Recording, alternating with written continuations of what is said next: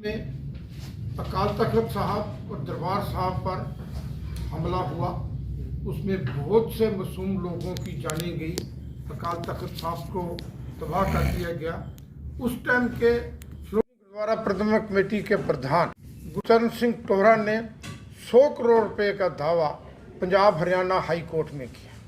Court ने कहा कि आपका जितना दावा है उसकी 1% कोर्ट फीस आपको यहाँ पर जमा करानी पड़ेगी। 10% जो थी वो 1985 नवंबर में उन्होंने वो कोर्ट फीस भी जमा करा दी। लेकिन अफसोस की बात है कि आज 40 साल बीत जाने के बाद भी अभी तक कोर्ट ने उसके ऊपर अपना कोई डिसीजन नहीं लिया। बार बार जब उसके प्रश्यू किया जाता है तो वो कहते हैं जी आप आपस में जो सेटलमेंट कर लो, और आपस में सेटलमेंट हो नहीं रही है और कोर्ट अपने लेवल पे कोई फैसला जो है वो नहीं दे रहा है। हम जो अदालतें हैं, जो देश का चौथा स्तंभ है, उनसे भी अपील करते हैं कि भैया आप इसके ऊपर, इससे पहले कि ज़्यादा बदअमनी फैले, आप जो है अपना डिसीजन दें।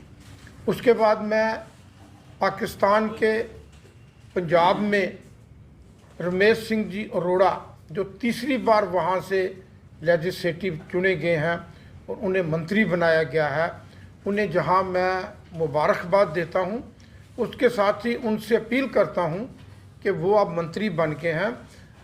पाकिस्तान में रहने वाले जितने भी हिंदू, सिख और क्रिश्चियंस जो माइनॉरिटी हैं उनका वो ध्यान रखें और उनकी जो मुश्किलातें हैं उनको वो जो है हल करें।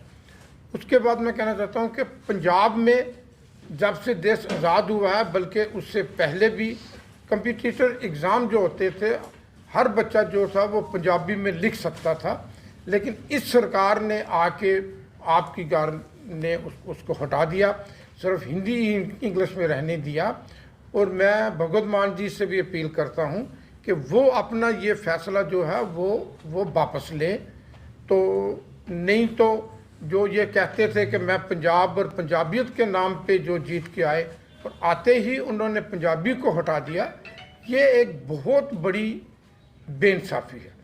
और सबसे लास्ट में मैं जो कश्मीर से एक 13 साल की लड़की चरणजीत कौर 6ठी क्लास में पढ़ती, उसका जो किडनैप हो गया है, उसके ऊपर भी मैं सरकार से अपील करूंगा कि वहाँ सीसीटीवी कैमरे लगे हैं, बीच शहर में हुआ है, उसकी इंक्वायरी करके जल्दी से जल्दी जो है उसको अपने घर, अपने पेरेंट्स को दिया जाए।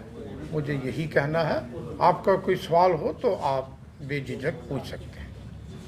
मैं आपसे पूछना चाहता हूँ जी, राम रहीम और इसमें ये जो लोग हैं, बाकी बंदी सिंह हैं जो जिनको इन्होंने रखा हुआ है, राम रहीम के करैक्टर से ज़्यादा करैक्टर खराब है उनका, इसलिए उनको नहीं छोड़ा जा रहा।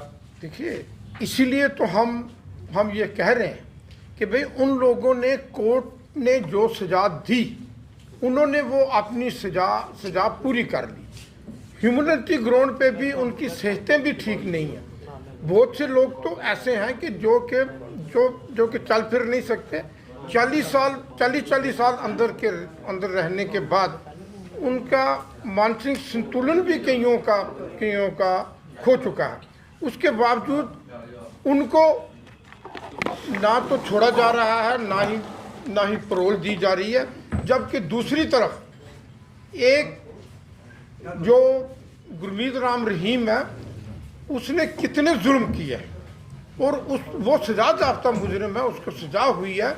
लेकिन उसको सरकार जो है ये 9वीं बार 3 सालों में उन्होंने पैरोल दी है। ये बहुत ही नाजायज़ है। इसीलिए हम यहाँ आज आपसे संबोधित हो रहे हैं कि ये बात पूरे हिंदुस्तान में नहीं, पूरी दुनिया में जाए कि एक तरफ तो बाबा राम रहीम है और एक तरफ वो बंदी सिख है। ये आप नाइंसाफ़ी उनके साथ कैसे करें? एक तरफ तो आप कहते हो कि सबका साथ सबका विकास, और दूसरी तरफ आप सिखों के साथ नाइंसाफ़ी कर रहे हैं। इसीलिए हमने ये अपनी आवाज़ उठाने के लिए आज हम यहाँ इकट्ठे। पहले तो कांग्रेस सरकार थी, अब तो आपकी बीजेपी सरकार है। क्या हम ये समझें कि सभी सरकारें एक जैसी हैं? अब देखिए, इसके ऊपर मैं तो नहीं कह सकता, लेकिन लगता तो ऐसे ही। देखिए, इतनी मतलब इतनी बेइंसाफ़ी, इसके बारे में अब मैं इससे ज़्यादा और सिखों को सेकंड सिटीजन ट्रीट किया जाता है यहाँ पर। कई बार तो मैं सोचता हूँ कि वो सेकंड से भी नीचे है। आप ये कहते हैं सेकंड सिटीजन से भी नीचे? बिल्कुल, कई बार मैं सोचता हूँ, हर बार तो नहीं, लेकिन कई बार जब ऐसी नाजायज़ बातें जब सामने आती हैं तो मन रो पड़ता है और मजबूर हो जाते हैं ये सोचने के लिए। दूसरी बात आपने ये कही कि कोर्ट ये बोल रहा है कि आपस में आप सेटल कर लो, वो जो अकाल तख्त वाला केस है, आपस में आप सेटल करो, फिर कोर्ट किस लिए है? वही तो हम भी कह रहे हैं ना, आज हम इसीलिए इकट्ठे हुए हैं, इसीलिए कह रहे हैं कि भैया ठीक है, कई बार कोर्ट कहती है कि आप आपस में, लेकिन आपस में सेटिंग नहीं हो रही है, आपस में बातचीत नहीं हो रही है। गवर्नमेंट कुछ कहती है, जिन्होंने केस किया श्रोमणी गुरुद्वारा प्रबंधक कमेटी वो कुछ कहती है, और उसके बाद भी अगर सेटल नहीं हो रहा है तो एक लॉ है कि आप विद इन इतने टाइम उसको जो है आप जो है डिसाइड कर दो। आपने कोर्ट फीस भी ली हुई है, लेकिन वो संगत का पैसा है, जो कोर्ट फीस है, जो हर श्रद्धालु वहाँ माथा टेकने जाता है, 1 रुपया 2 रुपया 10 रुपया वहाँ माथा टेकता है, उसमें से हमने जो श्रोमणी गुरुद्वारा कमेटी ने फीस दी है, लेकिन उसके बावजूद भी नहीं हो रहा है। तो ये रही पंजाबी की बात, पंजाबी तो J&K में भी खत्म कर दी उन्होंने। हमें बिल्कुल किसी लैंग्वेज से वो परहेज नहीं है, लेकिन पंजाबी J&K भी में उन्होंने खत्म कर दी। जबकि बाहर के देशों में किसी जगह सेकंड लैंग्वेज है, किसी जगह थर्ड लैंग्वेज है, तो इनको इस बारे में सोचना नहीं चाहिए क्या? बिल्कुल सोचना चाहिए। और मैं आपको कहूँ कि शायद सबसे पहले जब ये चीज़ हुई तो मैंने ही इसके बारे में काफ़ी ऑर्गेनाइजेशनों ने किया, गुरुद्वारा प्रबंधक कमेटियों ने किया, मैंने भी पत्र के ज़रिए भी, फ़ोन के ज़रिए भी, और उस टाइम मुझे नाम नहीं याद रहा, उत्तराखंड के जो थे शिक्षा मंत्री थे, उनके साथ भी बातचीत की।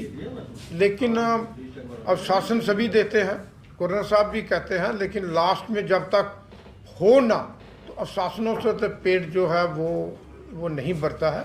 इसीलिए हमने अपने प्रोटेस्ट के तौर पे आज भी ये पॉइंट रखा है कि भैया पंजाबी यहाँ पर भी जो कि इसके ऊपर आगे कई बार बातचीत हो चुकी है, इसलिए आज मैंने पर्टिकुलर जम्मू कश्मीर का जिक्र नहीं किया, लेकिन पहले हम कई बार नेशनल सिख फ्रंट इसके ऊपर बातचीत कर चुके हैं। Thank you.